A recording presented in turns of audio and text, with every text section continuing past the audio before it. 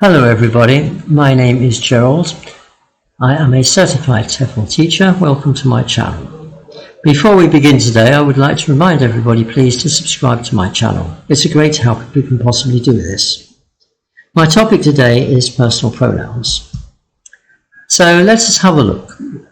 Personal pronouns can be used as either subjects or objects of a verb. In the subject form we have I, you, he, she, it, we, you, they. In the object form we have me, you, him, her, it, us, you, them. Note the changes on whether the personal pronoun is the subject or the object. Note also that the second person, you, and the third person, it, do not change. It doesn't matter whether they are singular or plural, subject or object, they remain the same. Let's have a look at an example. Did you see the bull? Yes, I saw it, and it saw me. Did it scare you? The above example shows how the subject and object forms work together. I, subject, becomes me, the object. It does not change whether it is the subject or the object. So whether you or it are subject or object, they do not change. Now let us look at the first and third persons except it. That leaves us with I, she, he, we, they. These may be the subjects of a verb or complements of the verb to be. For example, as subjects we can say, I want it, she loves him, they work there. If we use it as a complement, we still use the subject form of the pronoun. It is he, meaning perhaps he did something. We could also say it is I, or it is she.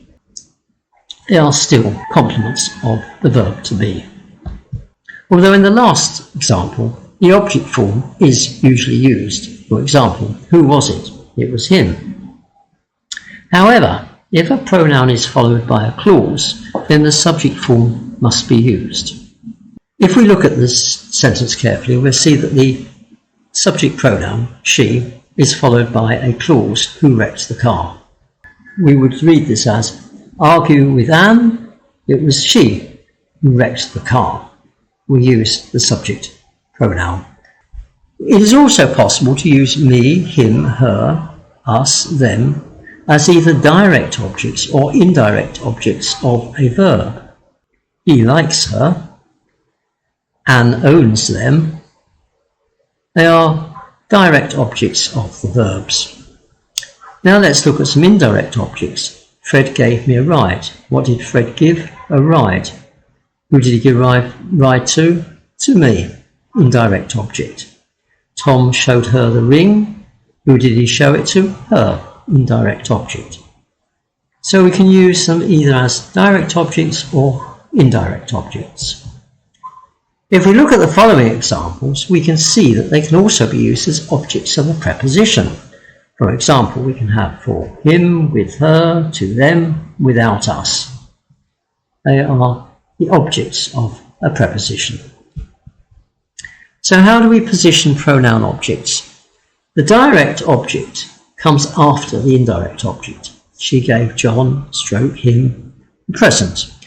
I wrote Fred a letter.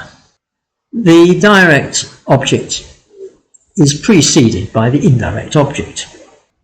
This is not true, however, if the personal pronoun is the direct object. She baked it for him. What did she bake? It. So that is the direct object. Who was it baked for? Him, the indirect object. So the indirect object is placed after the direct object.